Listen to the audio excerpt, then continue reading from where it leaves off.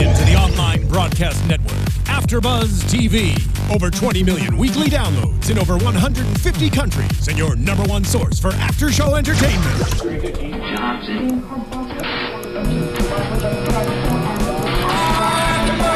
AfterBuzz TV, the destination for TV superfans, producing after-shows for over 300 of your favorite TV shows, interviewing celebrities and showrunners, and bringing you behind-the-scenes exclusives. All thanks to E! Entertainment's Maria Menounos, producer Kevin Undergaro, and internet leader Akamai. Now, let the buzz begin! Hello and welcome to a brand new UFC AfterBuzz TV. My name is Daria Berenato, and I'm here with my wonderful co-host, Mr. J Tan. Hi, lady. Hi, hi. It's just us two today, guys. So that gives us tons of time to talk about these two amazing cards. Yeah. There was two over the weekend, both on Saturday night, October 4th. One was UFC Fight Night 53, Nelson vs. Story in Stockholm, Sweden. And the second one was UFC Fight Night 54, MacDonald vs. Saffiedine in Halifax, Nova Scotia, Canada. Yeah, this is the last of a 6-week run for us. Whew. Back to back to back to back to back. Is that 5 or 6 yet? To back. One more. That's probably Yeah, there you 6. go. Okay, yeah. I think in this 6-week span, we've covered probably, I'd say, 9 to 10 different events. Yeah, not including the Ultimate Fighter show that we do Not every including week. the Ultimate Fighter, and about 5 hours each on average for each event. So, yeah, we're a little bit burned out here, but happy to go out on a strong note here. Fight Nights 53 and 54, one emanating from Stockholm, Sweden, and the other from the Great White North, Halifax, Nova Scotia, Canada. I think it was the first UFC in Halifax, right? Yeah, yeah. Very interesting note. The first one in Halifax, of course, Canada is a huge bastion of MMA fans. MMA fans, UFC. for sure. But the third time, I believe, that they've been to Sweden. So Really? Yeah. Okay. Yeah, I guess per capita, there's more MMA fans there or something. Probably. Sweden seems to be a very fastly growing MMA culture. Yeah. The Europe in general, I think, really Definitely. is because you've got so many different countries in this in the same land area. Granted, some of them up north, hanging off of bodies of water. Some of not quite connected to the mainland of Europe. Right. But you've got all these different countries, and to that end, each smaller region, each region has their own fight scenes. Yeah. So Like it's we've a seen thing. Ireland over the past couple of years has been huge growing in MMA. Yeah. Sweden's another one. England has led the way. When I was working for another company several years ago, they amassed quite a few companies under their umbrella. It was Pro Elite, which was around in 2007 to 2008 or 9, I believe, and Pro Elite was the umbrella corporation or company that bought Cage Rage, which was in Europe.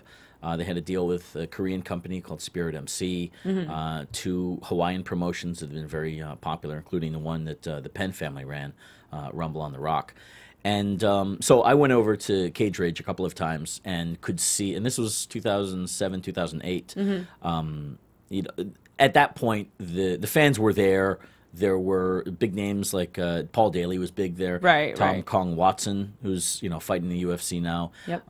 Trying to think who else. Bunch of guys have come and stayed and come and gone. But I think that was around the time that Michael Bisping really his star started to shine. He was a huge name out of there. Yeah, off of Ultimate Fighter. And so they've largely led the way over the past several years. But Absolutely. Ireland has grown in their scene. I believe even.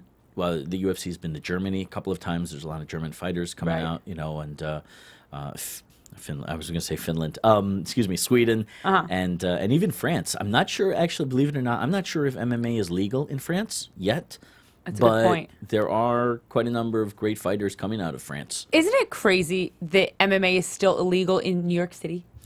In New York State? The whole state. Yeah. That's a whole other barrel of monkeys. Right, but it's so crazy that we've spread so wide, we have spread so far, yet one of our own states, you still can't compete in the sport. You could train there. There's plenty of MMA gyms there and Muay Thai gyms. And there is a loophole where amateur MMA goes on in New York as well. Really? Yeah. What's that loophole? Like, I believe that professional. I think it's something to do with the wording in the law where MMA is actually prohibited. That it's professional MMA or professional martial art. yeah, mixed martial arts, Right, something, something like like that. So if you're doing amateur, if the guys aren't getting paid and it's technically not professional, then you can run a show. Interesting. Yeah, but for the most part, I think a lot of the amateur. There's a great show in New Jersey as well, called Ring of Combat. Yeah, and the they do CFFC a lot of pro-am. is another one. That, Yep. Yeah, it's down in Atlantic City. A lot of my friends back home fight for it. Yeah. Yeah, it's definitely huge on the East Coast. Just you can't do it in New York City. Wouldn't it be great to see something go down Madison Square Garden in the next coming years? That's been something the UFC's been working on for a while, and it really is just a matter of the legislature, the law passing. I believe that there's enough popular push or support among I want to say the state the state House representatives. But then it's either that or the Senate. I forgot which way if a bill goes through the Senate first and then the House when it comes to New York State laws. Or if it's vice versa. But I know that for the past several years, it's gotten to the first house and passed, and then gone to the second, and it either gets failed. Yeah, either is declined there or doesn't even get on the docket. Okay. And then we end up having to So wait we're on for our way. We're just not quite there yet. I think it's a matter of time before the UFC I think is so running too. Madison I mean, Square especially with the huge New York guys like Chris Weidman, hopefully pushing for it. That would be awesome. He could fight in his home. Sure. That would be a huge fight. Chris Weidman in his home state. Exactly. That's a no-brainer. The That's economy, the money that's going to sellout. bring to New York City. As the New Yorkers say, forget about it. Forget about it. Forget about it. You're a New Yorker, technically. I am. Let's hear it. I don't. Well, no. I'm from upstate. So I don't really have an accent. At least not that I've ever thought. Yeah, I don't hear one. But once again, I'm from New Jersey, so I wouldn't hear one probably. Yeah, but you've been gone for what, like 5 minutes? Yeah. I've been out here for 15 years. This is true. You may have adapted to the West Coast ways. Yeah. Anywho, we need that little thing that says your host have gotten off topic. No, we don't need that. I don't want to hear that, guys. No, I hate that thing. Just ride with us. Yeah, ride with us. But yeah, let's go to Stockholm, Sweden. Yes, let's start at the bottom of the main card. We have, all right, guys, don't mind me with these pronunciations. It's going to be rough. We have Nicholas Backstrom versus Mike the Warrior Wilkinson. That one was easy. Mike Wilkinson won first round TKO. That was a beautiful straight right. Wasn't that something? Knocked him right on his ass. Nicholas Backstrom came in with a very long reach advantage. Much taller, and Mike. Well, yeah, it was a KO in round 1, about 1:20 into the first round. Backstrom there was quite a bit of a feeling out process, I felt. Backstrom seemed like he was using his length pretty well. He was throwing these high heel kicks to the head. Right. It wasn't a push kick, right? No, it wasn't. Right up the middle. It wasn't like that, but it was kind of hitting the side of Wilkinson's face with the heel. And landed a few of those, but it didn't seem to faze Wilkinson. And, no, it didn't. And as he was going in, Wilkinson had his back to the cage, and as Backstrom was coming in and threw one of those, right? We saw Wilkinson kind of duck and then run in with what I think was going to be it was a right straight, right? But it was more like a 90-degree right, and he didn't get to finish it Backstrom walked into it. Backstrom walked right into it. Yep. Timber, yeah. Nicholas Backstrom was the hometown guy. He was the Swede, obviously the favorite. So Wilkinson got a couple boos there, but nonetheless, it was an amazing play. When you're going against someone that's so long and so tall, really your only move, your best move, is to get under one of those punches. For example, if he were to throw a huge overhand right or a nice wide hook, that's usually the shorter person's best chance to get under one of those. Once you get under those strikes, or getting under those strikes, getting under those strikes. Okay, yeah. And kind of taking that step in. Once you get inside on, especially me, I have pretty long arms for my weight class. Yeah. Once you get inside of my arms and you're here, it leaves me in a position where I can't extend to hit you. Right. I would be hitting over you. That's or when around somebody you. is inside the pocket. Inside the pocket, as they say. Yeah. So he did the perfect thing. He kind of dodged one of those big shots, went inside, and for some dirty boxing, he didn't even have to go in that long. Hit him with one straight, and it was over. Yeah. Well, that's typical strategy when you're dealing with that kind of length. Absolutely. The shorter bulldog has to go in and attack from inside there, huh? It's just having that the guts or the courage to go underneath one of those big punches, because a lot of time they're scared to get caught with a knee. Right. It's like crossing the moat trying to get into the castle. It's exactly what it is. And I'm just referring to sparring with this girl in my gym who's so tall. Yeah. She's like 6'2", and it's like Stephanie. And I'm like, oh my god, I don't want to get hit by one of these long jabs, but if I just get under the first one, I'm in. Right. And I'm golden. Yeah. So it's like you just got to take that step. You got to get inside. Right. And then the rest. Infiltration. How many times has that been like a movie storyline? You know, in the best action, we just got to get in there, infiltrate, like Star Wars. Very first Star Wars. Ben Kenobi turning off the tractor pull, huh? I was thinking of this. Always bring it back to bacon. Star Wars is movies and sports, they really tie together. This is why it's entertainment. Sports, entertainment, you know? There you go, guys. J10. He just explained to you the story of AfterBuzz TV. And Star Wars. Yeah, Star Wars to MMA. Check me out. Check you out. Pat yourself on the back there. All right. Yeah, so for Wilkinson's efforts, though, in the minute 19, he won. He was one of the performance bonuses of the night. Yes. The other one was Max Holloway with another fantastic first-round finish that we'll talk about very shortly. They considered Wilkinson a KO, not a TKO? I have it by KO. Okay. My notes are KO. You're probably right. Yeah. Cool. Next, we have Alir, the Sledgehammer Latifi, versus Jan Blachowicz. Nice. You like that? That was good. Yeah. Jan Blachowicz, he won first round TKO again. Beautiful body kick by Jan Blachowicz, followed by that leg kick, and then I think it was a big overhand right, and he finished him on the ground. Yeah. Latifi rushed in. This again. I don't have the time here. No, 3:11. 3:11. I remember Latifi rushing in. I think kind of trying to blitz early in the round. Right.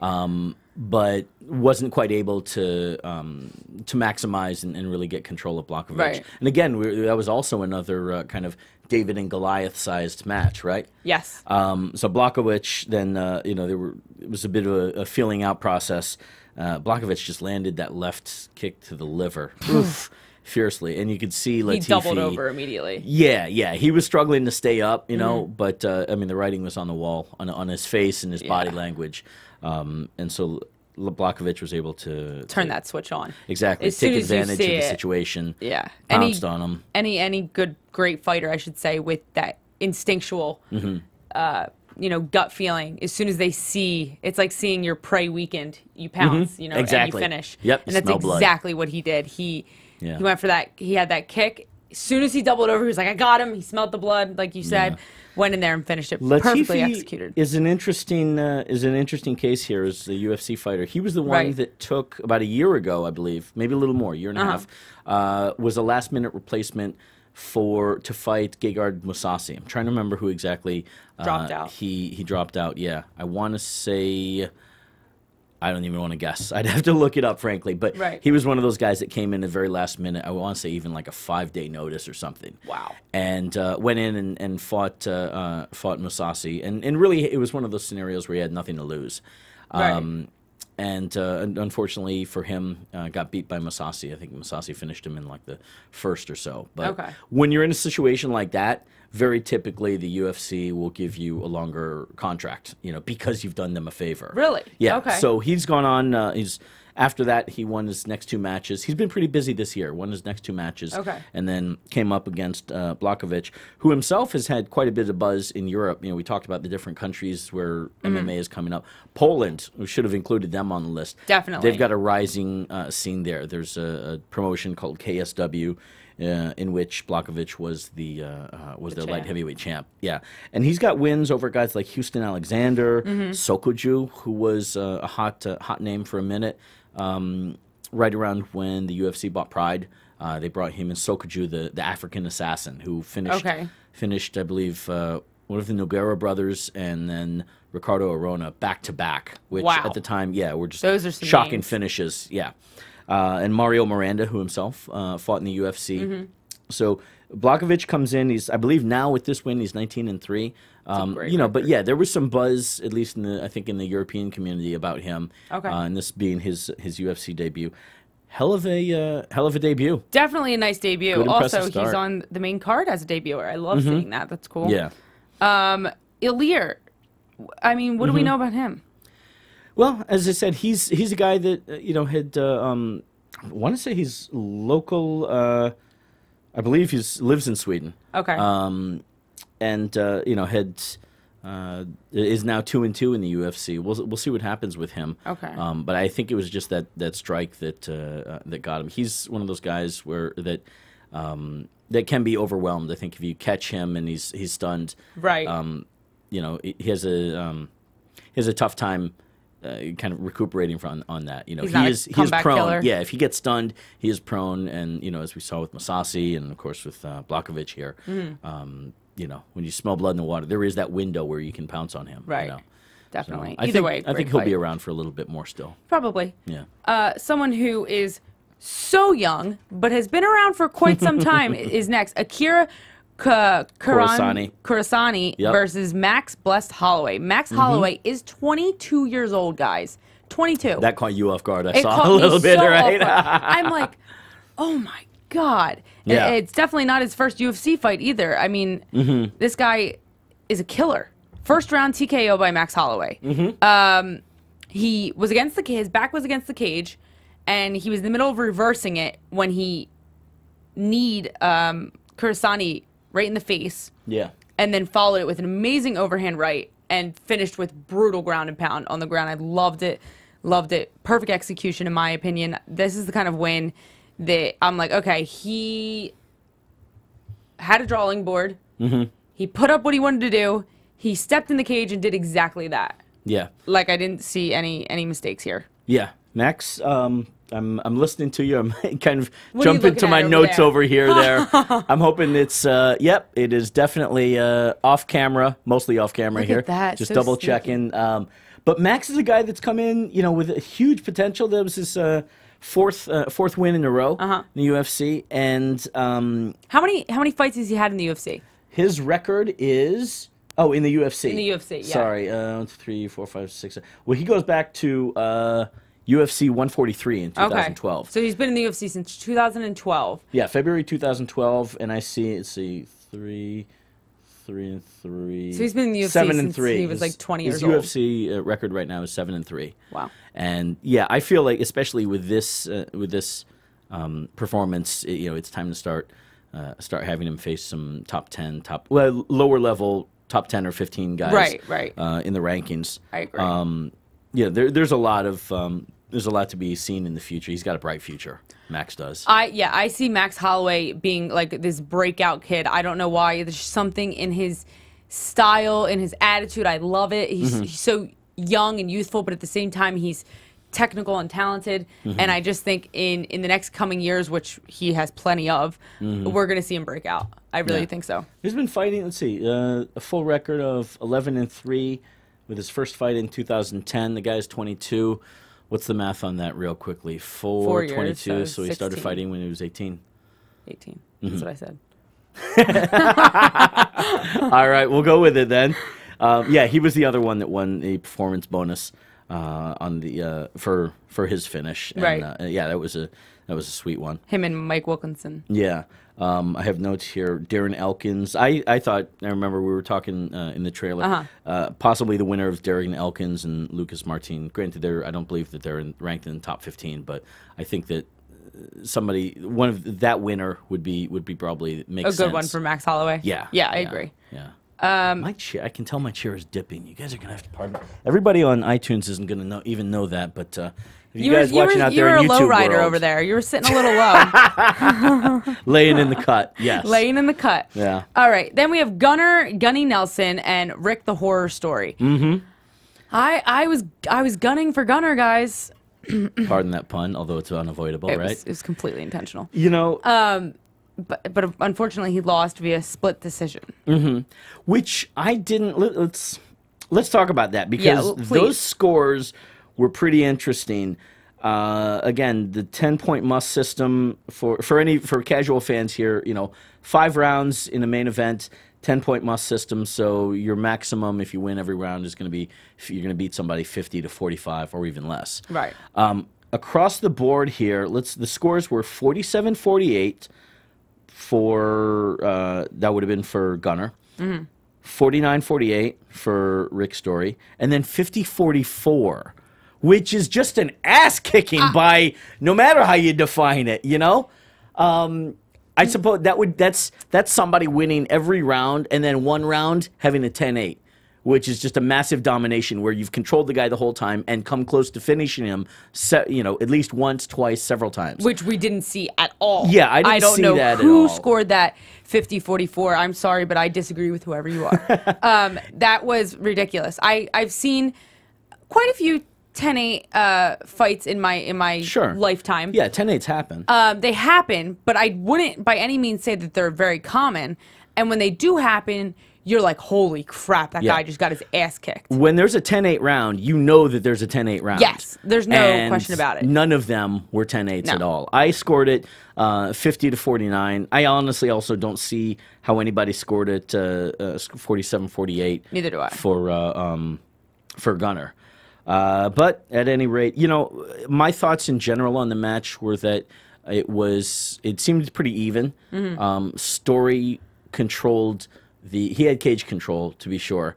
Gunner just wasn't firing on all cylinders, pardon the pun, again. But there was something there where I don't feel like we saw the Gunner that we normally see. He wasn't as aggressive. We were talking about this the whole time we were watching it. Gunner Nelson, although he's always calm and really composed and very maintained, his fighting isn't. He's usually fairly aggressive and fairly he's very accurate with what he does. Exactly. Yeah. And usually when he goes for those takedowns, he usually gets them. And he keeps the guy there, and he, uses his Brazilian Jiu-Jitsu black belt and really dominates the ground game. I think 9 of his however many victories are by submission. So he's really a really good Brazilian Jiu-Jitsu executioner. Yeah. And today we just didn't see that. I didn't see him going for as many takedowns as he normally does. I didn't see him as active or aggressive as he normally is. He got a couple, but Rick popped up pretty quickly. Yeah, it was barely I don't know what enough it to call it a takedown. We even speculated that maybe he had some sort of injury going into it, or maybe his head wasn't in the right place.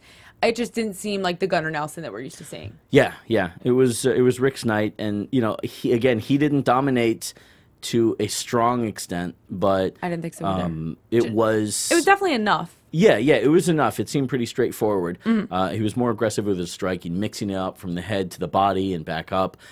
We did notice that, he had a mouse, I think, under his right eye. Gunner was landing his fair share, and in that respect might have, the story visually in his face might have looked a little bit worse for wear of the two. Yeah, I would agree. But he was controlling the match in general. Yeah, he really controlled the pace standing up there. Yeah, especially that. And if had he been controlling the pace but gotten taken down a couple more times than he did, maybe Gunner would have had the upper hand, but he just couldn't seem to solidify those takedowns. He would go for them, he would shoot, and like you said, Gunner kind of stiffed him, and he really didn't finish anything. Yeah. He kept his hands low a lot of the match. Does he always do that? I was trying to think about that. Does he always do that, though? Because I feel like he might normally do that. Not that I can remember per se. He's calm, as we said, and very accurate with what he does. And deliberate is a good word for him. But it seemed like that. I noticed that being a bit strange, and also that towards the end, I think the 4th or the 5th round, really saw him tired, like visibly being tired, fatigued. Yeah, definitely. Fatigued, and what's interesting is when they were interviewing him in the cage right after the fight. Yeah. They asked him, what was difficult about Rick's story or whatever, what was difficult about the fight, and what he said was Rick's story had really good cardio. So I think that was Gunner Nelson's way of saying, mine was going, Rick's story was still, fairly active, and it was, wearing him out. Me and you did see that. We were looking at that in the 4th and 5th rounds especially. But even in the 1st, 2nd, and 3rd, like you said, he came in and his hands were down. And I don't mean down by his chest level. I mean down by his waist. Yeah. They were all the way down. So I don't know if it was a new style he was trying. I'm thinking about a lot of times just speculation. Yeah. That a lot of times, a fighter will deal with an injury midway through a training camp and go lighter in hopes that it heals, and it might heal enough to stay in the match. Right. Because, again, this is in his hometown, or at least in his home country. And what he calls his native land, yeah. Yeah. So, you don't want to pull out of a match like that. And training also with Conor McGregor. Him and Conor are teammates, and you know, they specifically did this in part to peak at the same time, you know, have good camps That's together. what you said you were listening to Ariel Hawani's? Yeah. John show? Kavanaugh had mentioned this in a conversation with Ariel. But you know, perhaps a lot of times, and I've seen this with my amateur guys, you know, an injury happens. It's not enough to pull out, but it does take away from being able to go 100% during a camp. Yeah. And especially towards the end, as you start to taper off on the hard training and you're focusing on your cardio. Right. You know, sometimes it can prevent you from not pushing that cardio. Yeah, pushing your cardio to the peak that it is. And that may be, you know, what we saw tonight. I don't know that. That's my own speculation. Right. Well, one logical possibility, we'll say. It's definitely a possibility. He didn't make excuses after the fight. Yeah. You know, sometimes guys will say, well, you know, I didn't want to say anything, but I actually had a broken hand the whole time. When I didn't want to say anything, I really wanted to say something. I really wanted to tell you tell right now, please. That's usually the case, Jay. Yep. Yeah. We've seen it too many times. But if we never know, then we will officially never know, but that would make sense. Yeah, Gunner Nelson really seems like the type that would keep it a secret. Like, he seems like a very noble, you know, guy that might keep that injury a secret. Like, well, I lost anyway. Leave it all in the ring. Leave it all in the cage. Whatever. It is what it is. Yeah. But anyway, we have another super exciting fight night. Fight Night 54, MacDonald versus Saffiedine in Halifax, Canada. Like we said earlier, the first one ever in Halifax, Canada. This one had much more title implications, at least with the main event, and probably a few more recognizable names. Right. The undercard, I'll call it the mid card. You know, the mid card, the underneath of the main event, the main card. Right. And then the prelims as well. Saw a lot of guys from Ultimate Fighter nations making either their first or second matches with the UFC. Guys like Elias Teodoro, I hope I got that name right. Ched Laprise, who won the Ultimate Fighter Nations at 55. Olivier Aubin Mercier. I think I got a typo on my notes here, but Olivier Aubin Mercier. Thank you. Yeah. I missed that R there. Those guys, those guys were part of that season, and shoot on the main event of the undercard, Darren Cruikshank and Anthony Njokuani. Not guys from tough nations, but recognizable names. Definitely in the names UFC we've roster. seen before. Yeah, Absolutely. And on the undercard, we had Pedro Munoz. Yep. He defeated Jared Sanders in the first round in 39 seconds with a guillotine. He is obviously a coach at Systems Training Center, which is the gym that I train at. Your homeboy. He's my BJJ coach, my Brazilian Jiu-Jitsu coach. So kudos to you, Pedro Munoz. It was his third fight in the UFC. He's now 2-1. So congratulations to you. Good work, Pedro. Go, Pedro. So let's start. Want to start with Jason Sluggo versus Paul, the Irish Dragon Felder. We're just going to say that Paul won via split decision. Yeah, we should actually preface this. Anybody that watched the show that last night, or tried to watch it, rather. San Francisco Giants, Washington Nationals. You can blame baseball on this one. I blame baseball for everything. The feed for the main card, at least, and I believe actually the undercard as well, the prelims, were interrupted by this really tremendous baseball game between I think it was second of the National League Division Series. I don't cover baseball, sorry. Well, I cover MMA. I know it enough to at least recognize what kind of a piece of history that baseball fans saw. Yes, when it was 18 innings. This match. I'm going to talk about it like it's a fight. This fight between the San Francisco Giants and the Washington Nationals went extra periods. Yes. Double that of a standard regulation MMA fight. 9 innings, 18 innings. No. So it went 18 innings, your average game going 9, of course. Fans got 2 baseball games for the price of 1. I got to think that's pretty cool. And especially if you're following these teams and the division, that's pretty darn good, Props to all the fans that got to enjoy that game. However, you screwed up my fight. I didn't get to see it. My DVR, I'm out of town. I'm driving in during the time the fight's going on, thinking no problem. My DVR, I can go home at night, watch the whole thing, And was your reaction to this the crazy baby?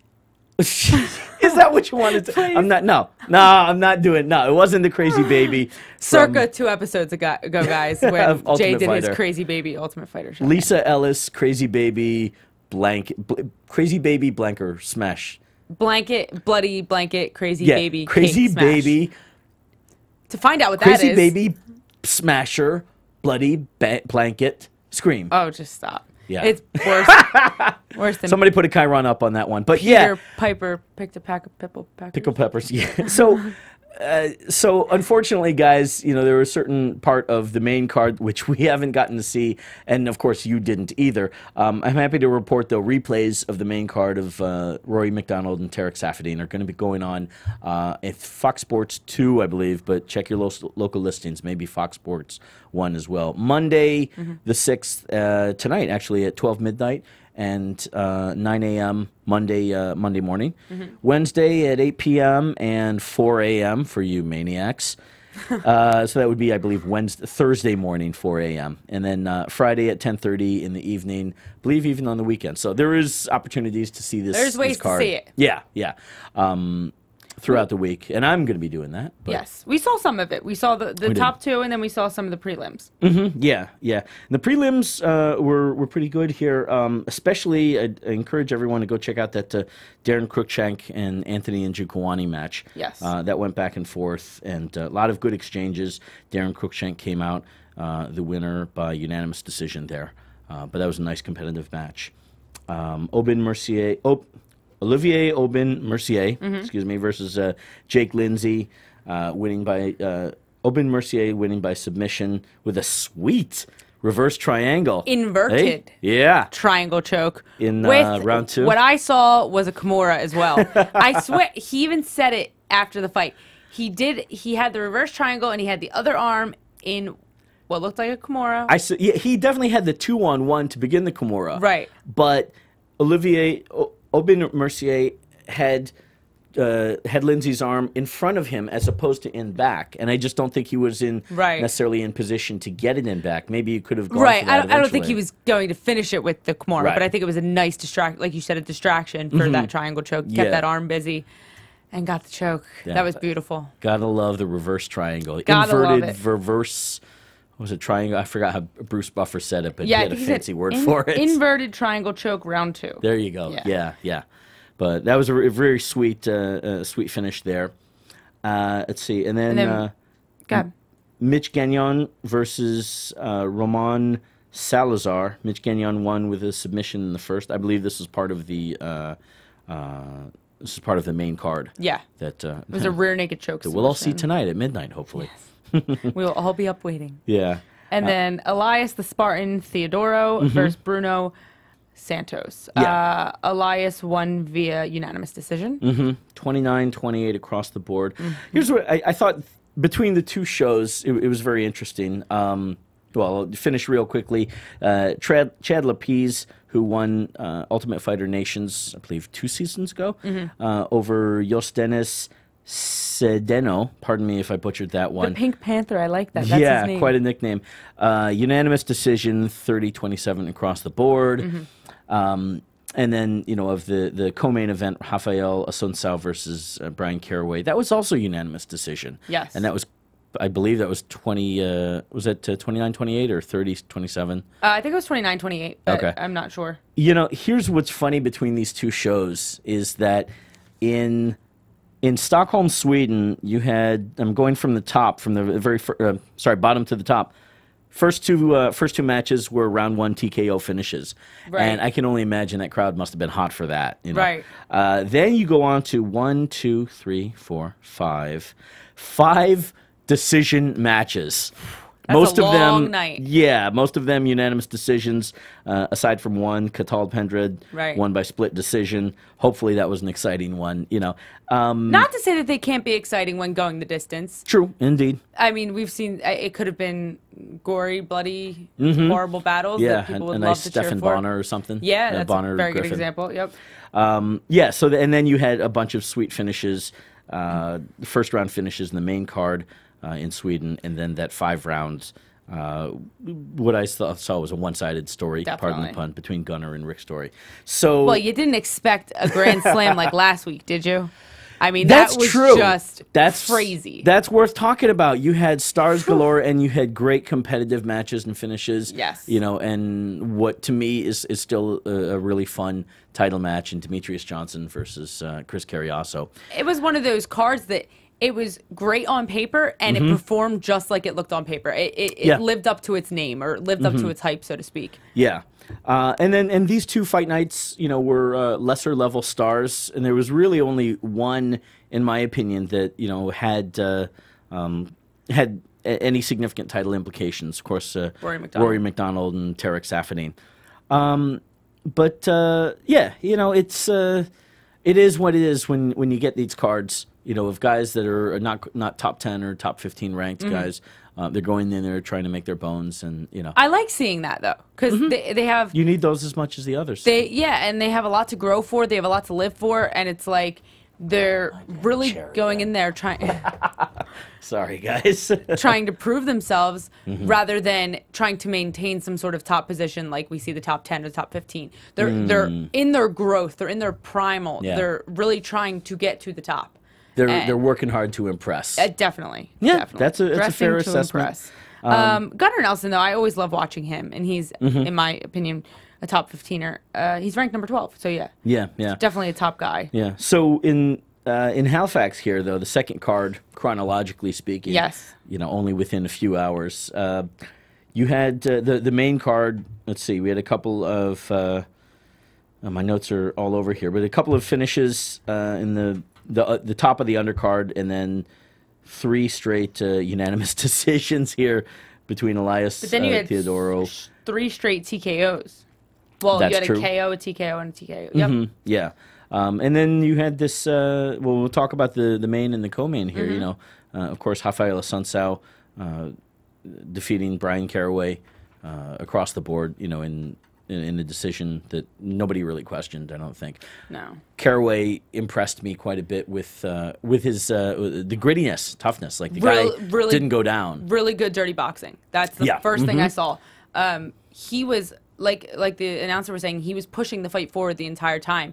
It was almost, in my opinion, like Rafael was more defensive the whole time, waiting to counter. I think he's clearly a counter puncher, which a lot of great fighters are, so not to take away from him for that. But he was kind of waiting to counter Caraway, whereas Caraway was really pushing the fight forward. Unfortunately, it wasn't for his benefit. Yeah. A lot of the time it can be or it can't be, but he was still pushing it. Yeah.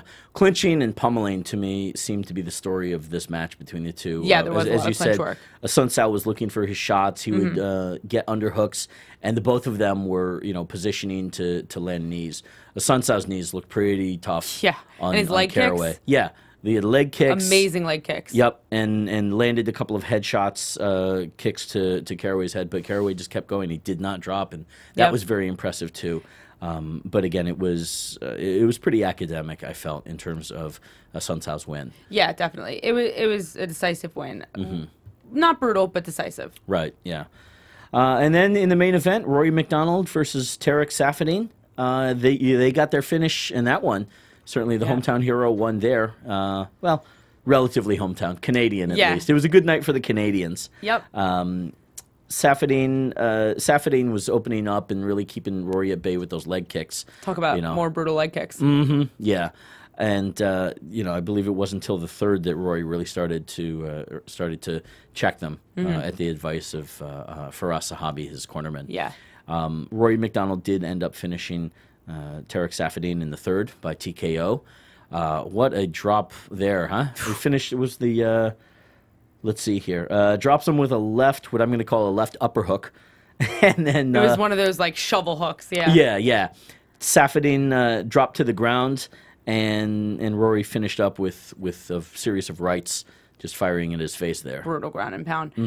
We said in the trailer, we were talking about it, he looked like a very calculated Rory MacDonald. Yeah. A Rory MacDonald that we didn't see in his last fight against Tyrone Woodley. In the same way that Gunner was deliberate, a deliberate fighter, Rory. yeah, against Tyrone Woodley, he was much more almost like a Terminator. I made the joke earlier, and I'll stand by it. That Rory MacDonald is the Patrick Bateman of MMA. This dude is just psychologically not there. Even if he is, he doesn't realize that he's not. This guy, fans, you know, check out any interview, or you'll definitely note his fashion style. The guy has a sense of fashion, like Patrick Bateman. And I don't know. Listen. He speaks deliberately like Patrick Bateman. I don't know. I have a real hard time. And he's a violent person like Patrick Bateman. If you guys don't know who I'm looking up, check out Patrick Bateman. Excellent book by Bret Easton Ellis. Oh my God, J-Tan. I think it's a fine line between mass murder and MMA. No, I don't know if he's playing up this part. You know, I think it's natural, or if it's real. I can't tell, because this is the part that bothers me. Okay. So in this fight specifically, after I think it was the second round, he stared down his opponent as he was recovering on the floor and went like this, gave him like a shoulder shrug, whatever guys call that, like a chest pump thingy, and I'm just like, oh, that was a little cold. And then after he TKO'd him in the third round, which, guys, you've been watching MMA for a while, I'm sure. Every time a guy knocks his opponent out, there's always a hug, a recovery moment, like, hey, man, great fight, you're great, you know, all this nice stuff. Yeah. He did not do that. He was watching him suffer and try and recover, and once again, did like Patrick Bateman? Yeah, so that's all the cold stuff. But then he gets on the microphone and goes, I have so much respect for him. He's a really great fighter. He's a really great fighter. I really respect him. So see, I don't know if he's breaking his cold killer play or...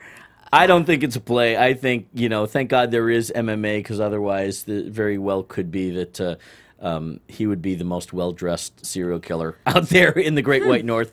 I think that, you know, somebody has taught him the numbers of what's the right things to say. And I think, honestly, he is... Do you think it's that? What? Do you think it's that somebody He knows the right thing to say. He's a smart man, to be sure. Oh, okay. I fully believe that. I think that he's... My guess, and I've never met Rory at all. I can't speak to personal experience, but I think he's probably still trying to figure out this limelight. Where to go with it.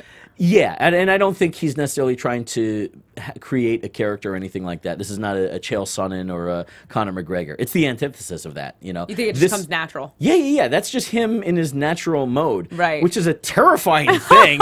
I don't want to be hanging with him in a dark alley at midnight, you know. Yeah. Partially because he's going to be the better dressed guy, and he's going to get all the chicks. Well, if it's a dark alley, you'll be okay. Yeah, if it's a dark alley and he can't find me and I can run, hopefully I can run really fast. But no, Rory, you know, I think that's his personality, and it's very unique, to be sure. It's definitely unique. I remember him, like, something about his eyes. He has, like... They don't move! That's what it is! The guy, if he wasn't Patrick, the MMA personification of Patrick Bateman, the serial killer... He would be simply a robot. I'd call him Rory the Robot. He's not a robot. No, he's technically, legally not. But, however, in behavior, there's a little bit of that. Not to say that there's not room for robots in MMA. Well, Rory MacDonald. Well, maybe not in the cage. We'd love to have you on. I will interview you because J-Tan thinks you're a robot. Remember that when you come on. Bring your switchblade or whatever it is. Jeez. Well, Rory certainly did establish himself. You know, there was a lot of talk of this being the match to solidify himself as number one contender. Rory MacDonald, welterweight title. MacDonald definitely is a contender. Definitely on his way to getting that title shot. Personally, one of my favorite fighters to watch. I really like watching Rory MacDonald. There's a charm to there is. There's a charm to that cold quality to them. I think cold is cold and deliberate is exactly the right way to describe that guy. All right, you know who else is very cold and deliberate? Patrick Bateman. Oh my Just saying. All right, guys, we got to wrap up here. J-Tan, who do you want to say hi to? What moms do you want to bring ice cream to? Well, I want to bring ice cream to all the moms. But actually, who's the Patrick Bateman? Touche. All right. Yeah, Mom, I ran out of the zucchini bread, so, you know, just saying. But Pumpkin otherwise... bread. 'Tis the season. Yeah, maybe I'll get some pumpkin bread out of this. But otherwise, I'm all over your Instagram, Twitter, and Facebook at JTan716. JTan. You can find me at Daria B28. I will be fighting this Saturday night, guys. Yes. Oh my God, it's this week. I'm so excited. Woohoo! It is my amateur MMA debut. It is in I think it's Adelanto. We've been pronouncing it wrong all this time. Adelanto, California.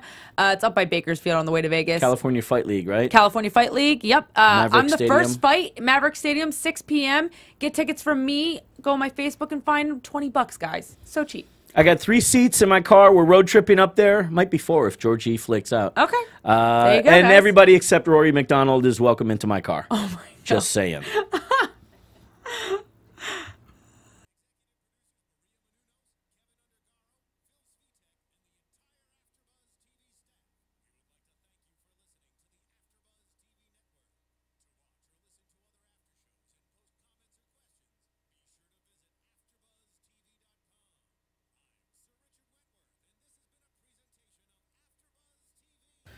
Buzz you later. Oh, that's good. Yeah, you like that? Yeah.